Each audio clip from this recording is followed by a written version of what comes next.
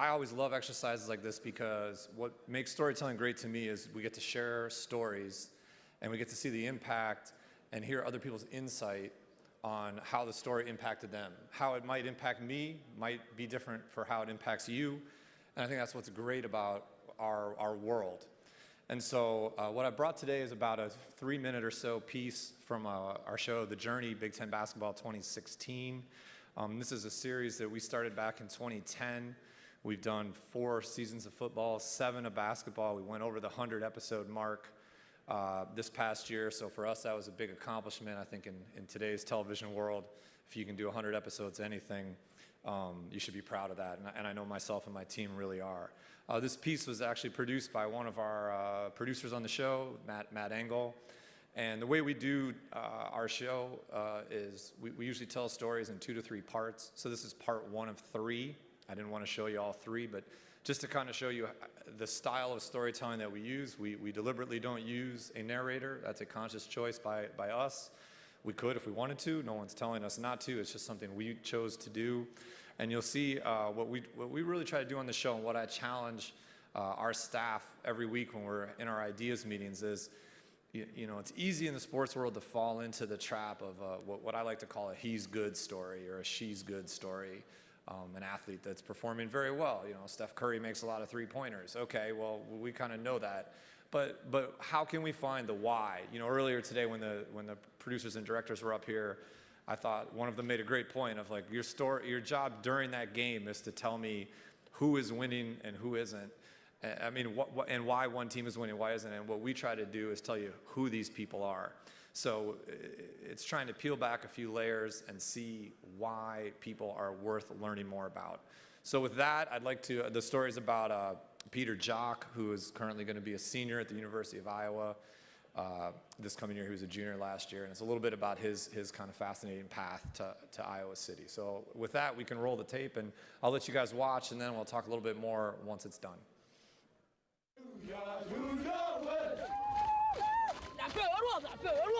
We're originally from Sudan, and Sudan has a long history of wars. Life was pretty much all about violence. I lost my dad when I was 6 years old. My little brother was 4 then, Peter, and things changed from there. I don't really remember a lot about Sudan. I just remember a little bit about Uganda. After my dad died, we moved to Uganda as refugees.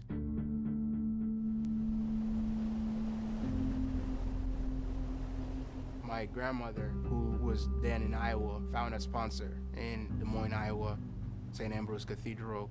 For the first 6 months we came to America, they would support us with rent, with food, everything else. We came December 9th, 2003, with the clothes that we wore and nothing else. I came across the Jok family via Peter. I was putting together a 4th grade basketball team for my son and was looking for some kids to play basketball. Mike Nixon had an AAU team called the Riders, and it was his kid and then a bunch of his friends. He came and talked to my mom. He said he wanted me to play for him, but I didn't want to play. My mom and him made me go to a few practices just to see how it is, and I hated it. But he took the whole team to McDonald's after that. I fell in love with McDonald's right away. So I was like, you know what, I'm gonna stay on the basketball team. I'm just gonna stay just to eat McDonald's.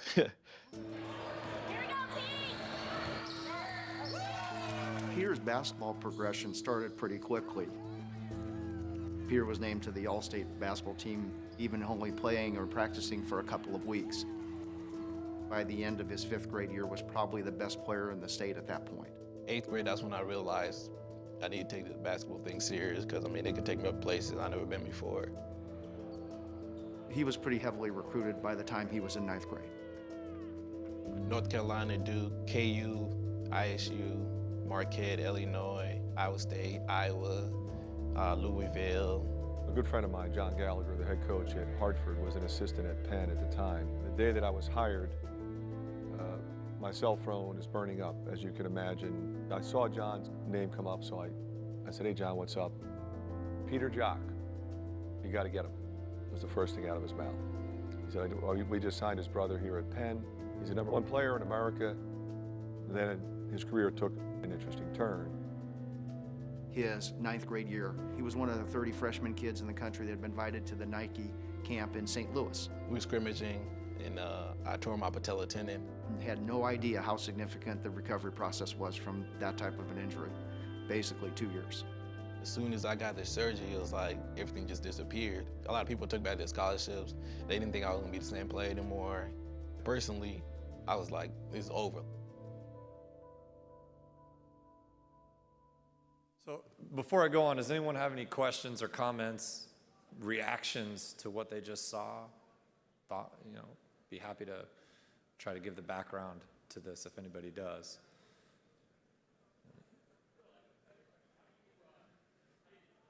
How did you get video from Uganda? How did you come across that video that gets it started, get the story started? Oh, well, we had cameras there 10 years ago. There's some stock footage houses that you can look up stuff like this, and a lot of it is footage that news organizations and ABC News and NBC News has shot through the years. You need to pay attention to it. It's a little more complicated than you think because you want to get it from the right time and that, but that's how we acquired that. I mean, it came at a cost, but a marginal one. It's not a huge investment for that, but a very fair question. And we did not have cameras there 10 years ago. Go ahead.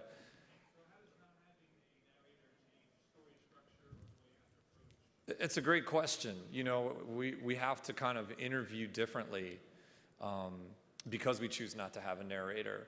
And so sometimes you have to ask what I would call what might be perceived by the subject as kind of like, why are you asking me this? But it's to set up the story and to kind of set the context. So I think all our producers have to put in a little extra preparation to make sure and be wary while they're sitting there during the interview, to make sure they're getting the relevant kind of connections from point A to point B to point C in the story to make sure that we can tell this story without a narrator.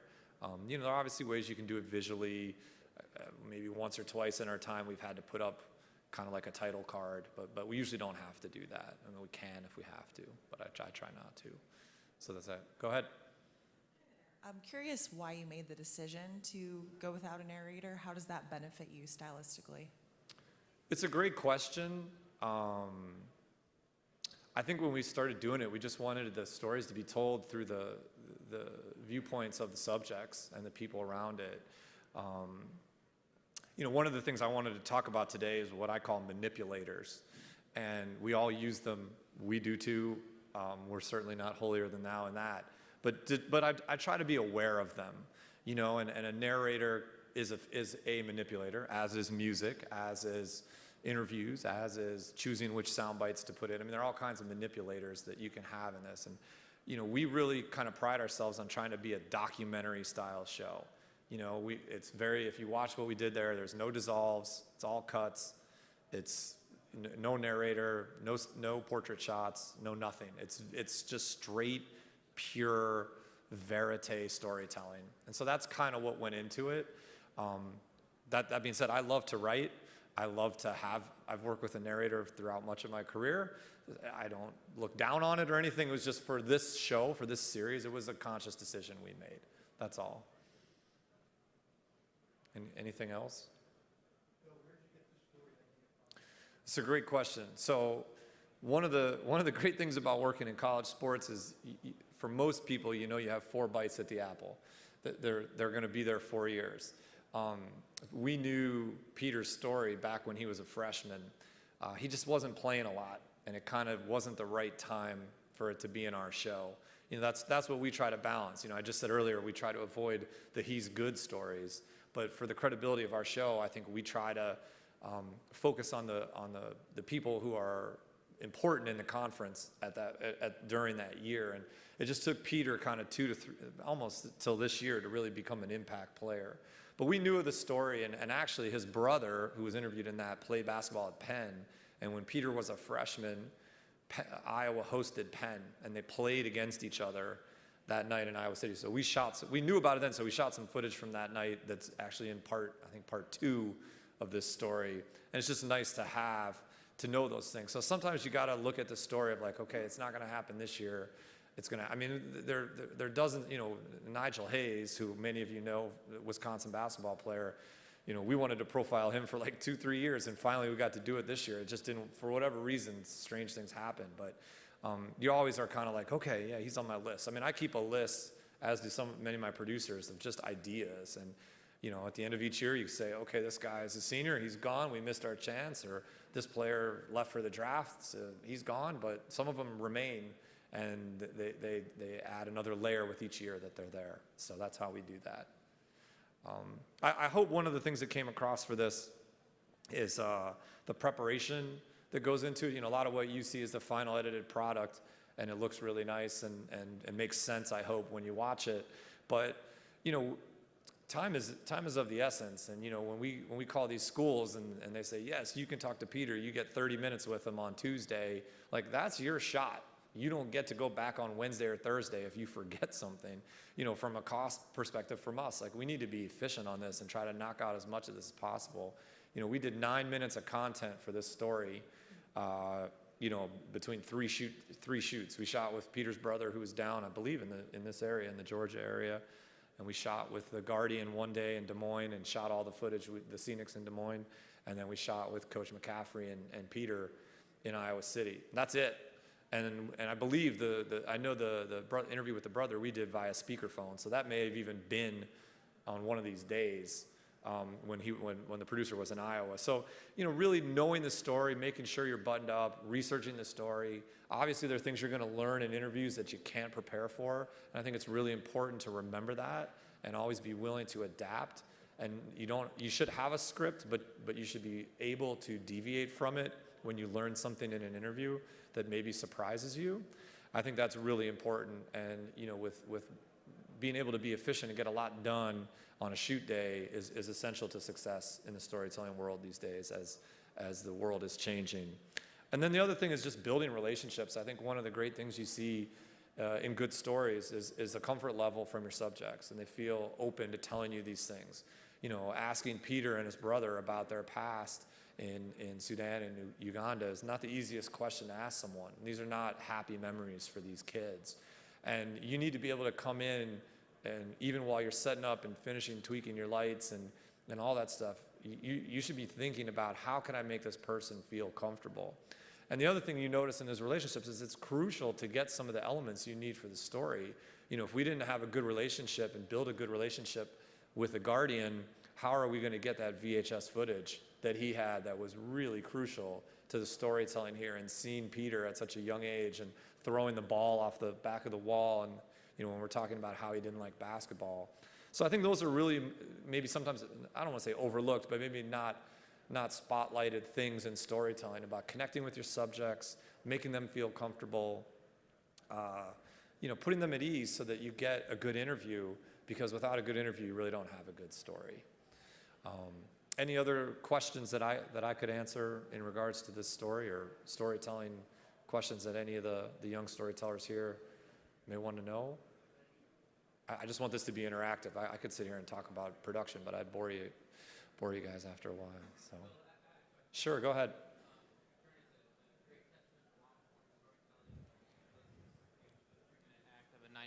Of a 9-minute piece. How are you evolving with the social age of content distribution and essentially considering pieces like Facebook and Twitter, digital magazines that you have to curate that aren't necessarily just your linear programming, but also have a broader reach that you could probably even get on linear? Absolutely. We're really rethinking a lot of that and trying to adjust to what's happening in the industry. I think it's a great question. You know, what's great about the way we do the shows is that the pieces, you know, we might have done 9 minutes on Peter Jok, but it's in three-minute segments. You know, so they're kind of more of the consumable variety that really fits in a social media or digital world right now. So it's just more of I think you'll see us start to put more stuff out earlier, not just wait for the show to start. I think that's something that is more important. You know, the days of waiting for the big premiere on Wednesday are I think fading, if not disappeared. And I think you have to, when you have content that you can put out there, I think you should put it out there, and maybe people will watch the show. It gives people the opportunity to watch the show when it's on, or to watch it in small pieces over the course of a few days. So I think that's something you'll see us do moving forward, and I think everybody should be thinking about. I mean, it's the world's so instant right now that you don't want to sit on stuff too long. You know, I mean, I'd love to see clips from some of the upcoming documentaries that people have, and all they do is they put out a trailer. Like, maybe soon you'll start to see those films put out, you know, 3-4 minute segments at a time in the week leading up to it. I don't know, but it wouldn't surprise me if that starts to happen. Go ahead.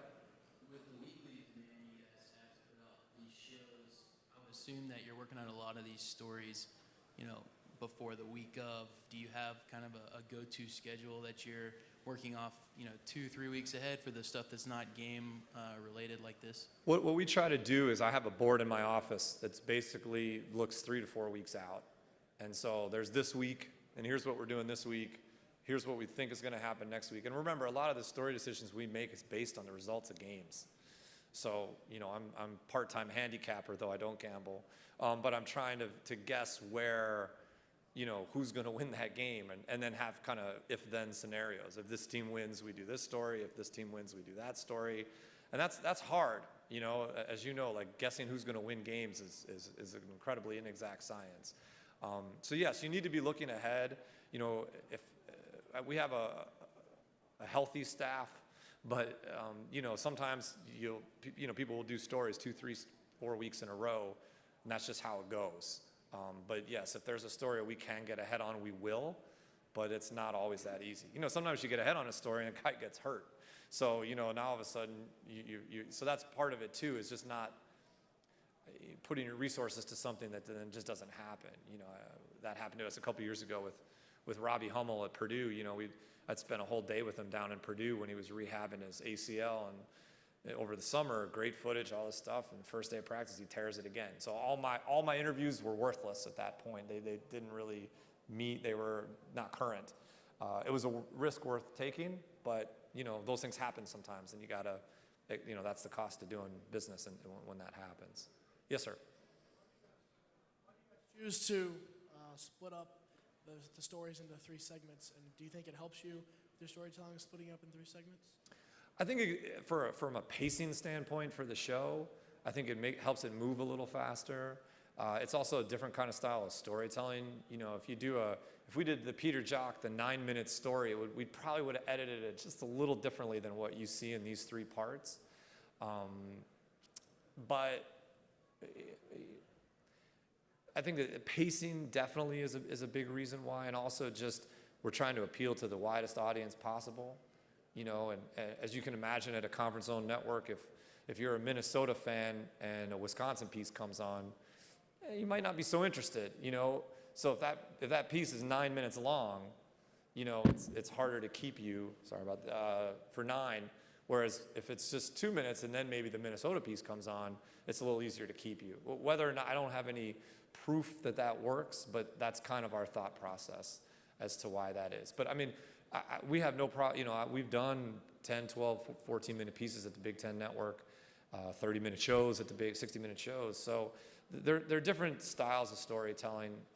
We try to do this as kind of a little more bite-size in parts, but we certainly could do these pieces as 4 or 5-minute pieces, no doubt, no doubt. Yes, sir. 30 minutes for the subjects. One of the problems you can say is, well, we have 45 questions we might ask them in those 30 minutes, but then you really can't do a good job of having them be comfortable and talking. So when you have 30 minutes, how do you prioritize, and do you tell them up front and say, look, we only have 30 minutes, so we're only going to focus on 2 or 3 things to talk about, and retakes or things like that? How do you? I think you got to have a clock in your head. I think that's essential, of just kind of knowing like how long is 30 minutes so that you're not doing this all the time. You know, you don't want somebody with a stopwatch over you. That's no fun either. I think that comes back to the preparation. I think you have to know, okay, we're doing this story on Peter Jok. What are the things we have to address? Okay, so those got to get asked. And if you're seeing that after 4 or 5 questions, maybe he's really long-winded, well, hey, I might need to skip over a couple there to get those, and then if time still remains, then I can circle back to those. So it's almost like you need to have your A tier of questions that you know you have to ask, and make sure those get asked, Because I don't want the producers to get back and be like, well, wait, why didn't you ask him that? It's like, well, I was only on question 13 or 30. Well, no, that's the wrong answer. The right answer is I made the right adjustments and I was able to get them on that and then go from there. It's hard. These kids have class, they have a lot of meetings, they have things like, you don't get like 3 hours to just hang out with them and shoot. You get finite periods of time, and you got to really make a lot of hay in short bursts. And if you don't, it's harder. But I think the more we do it, we found a really good recipe for success to make sure things get asked the right way. And that's why, to be quite honest, it's easier interviewing their guardians or parents, because a lot of times they're not going anywhere. They're done working for the day or they're off that day, and you can really dig in, and sometimes you get a little bit more out of them because you're not they don't have to run a class in 20 minutes. So that's always a good element for these human interest stories. Go ahead, Brandon. Will you multitask in that window to the best of your abilities if it's in your plans? Like if you're like, all right, we got Peter here and we're also working on a Fran McCaffrey piece for some reason in 3 weeks, will you grab that as the opportunity to ask about coaching? Absolutely, it's a great efficiency when we have those. Again, it depends on what the story is. Sometimes there's stories that we know we're going to do regardless of how teams do, and so we ask the questions. Media day, I don't know how many of you guys go to your conference media days. That's a great efficiency for us, where a lot of coaches and players come, and we can kind of bank a lot of footage and interviews that we can trot out throughout the year. So that's always been a good source for us, just to have some of that stuff for the stories we know are going to happen. But sometimes, a guy might hit a half-court shot to win a game, and you don't even know who the guy is. And so the next week you want to do him, and we didn't know the guy was going to do that at media day, and we didn't know the guy was going to do that a week and a half before when we were there. So sometimes you just got to call him back and say, hey guys, we'd love to come out and do a story on this player A, and we're going to need some time with them. So it's finding the balance. And the more you do this, you learn, and I'm sure that the people here that work with their respective schools or conferences, kind of know how the schools work and what days are good for interviews and what days aren't. And that's important. I think the SIDs are overlooked in all this. I always consider them kind of like associate producers on this show, because without their ideas and without their assistance, the show doesn't happen. So, they're every bit as much a part of our success as our production team. That's, I could go on if people, want to hear me talk, but two more minutes. I mean, I just wanted to make sure people got a sense of this piece and how we put it together, and what goes into good storytelling from my point of view. Maybe I'll end with what I was hinting at earlier about manipulators, and that is just be wary of those as you do these things. I think storytelling in its purest form needs, I kind of compare it like if you have a good steak, it doesn't need a lot of sauce. It should just be good. So if you find good stories, I'm not saying don't be creative, but don't overthink it, don't overproduce it. I think that's one of the things I'll notice more about storytelling is when it's overproduced than when it's underproduced. And I think ask yourself, what are the decisions I'm making in terms of using this music or shooting this shot or whatever it may be? Are those helping your piece, or are you doing them because you saw 15 other pieces on 15 other networks that did the same thing and you feel obligated to do that? I would encourage you to follow your own instincts and develop your own style in the production world of how you like things. Do you like interviews shot tight? Do you like them shot wide? Do you like them shot in a kind of a standard framing? Do you like them shot in an offset framing? Do you like portrait shots? Do you not? Do you like slow motion footage over live footage? There are all kinds of decisions you can make. In this piece there was a good 90 seconds with no music, and I didn't miss music then. I thought it didn't need it. So those are things to think about as you do these stories. There are all kinds of ways that you can influence the viewing experience. And just always be asking yourself, is the decision I'm making the piece better, or am I making it just for making its sake? And if it's the latter, really give a lot of thought to rethinking that decision. And if it isn't, then trust your instincts and go with it, because someone in this room will come up with a great element for a piece that no one's ever thought of yet, and I can't wait to see it.